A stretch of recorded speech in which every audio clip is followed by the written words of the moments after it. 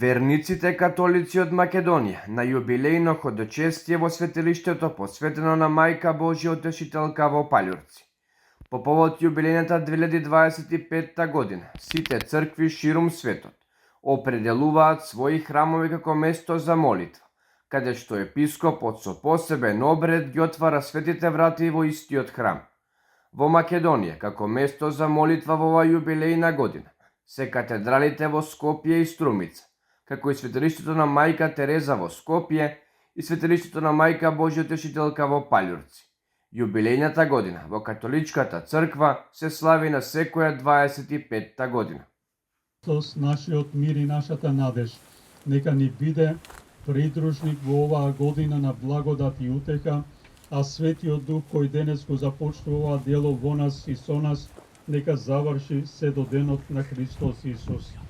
Здраво, крстов Христов, единствена надеж. Христу Твоему поклоняемся, Твое слави. Ова јубилејна година ја прогласи папата Фрањо со неговата болест песном конфунди на тема Ходочесници на надежта.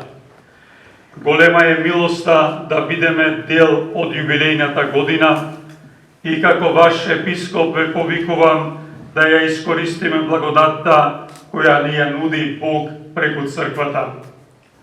Прогласувањето на јубилејната година во црквата е преземено од традицијата на Стариот Завет, која ја потенцира важноста од милосрдие, обнова, помирување со Бога и луѓето меѓу себе.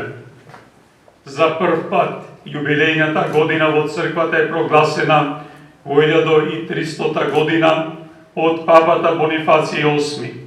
Намерата на папата била да се слави секои 100 години. Но 1350 година папата Климент VI прогласил нова јубилејна година. Само 50 години по првата, како одговор на огромниот интерес и потребата на верниците.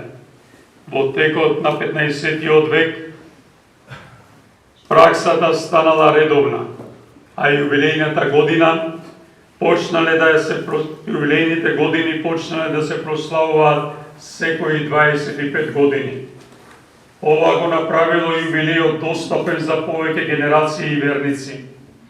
Како што и рекол во мојата божетна честитка, смислата на јубилејната година е да продолжи во текот на целата година. Помирувањето на човекот со Бога и ближниот, година која ни носи големи благодати и можат да бидат од корист не само за општеството, туку многу повеќе за спасение на душите. Верниците кои ходочестија во Палјурци заеднички молеа крстен пат и света архирејска литургија, која предводеше скопскиот бискуп и струмичко-скопски епарх монсенјор Киро Стојанов. Освен обредот на отварање на светите врати, светата литургија и крстен пат, епископот Стојанов повика на заедничка молитва за настраданите во Кочани.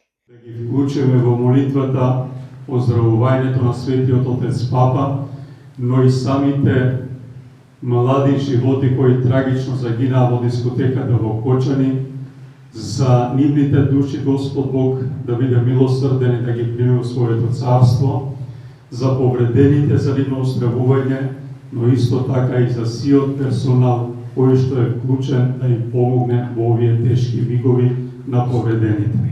Милуј нас, святи Боже, святи крепки. На крајот на ходочестието, епископот Стојанов со верниците засади дрво, а јубилејната година во католичката црква трае до 31 декември. Секој верник е повикан на ходочестие во Рим или пак во еден од 4 храмови во Македонија кои се посебно одредени за оваа пригода.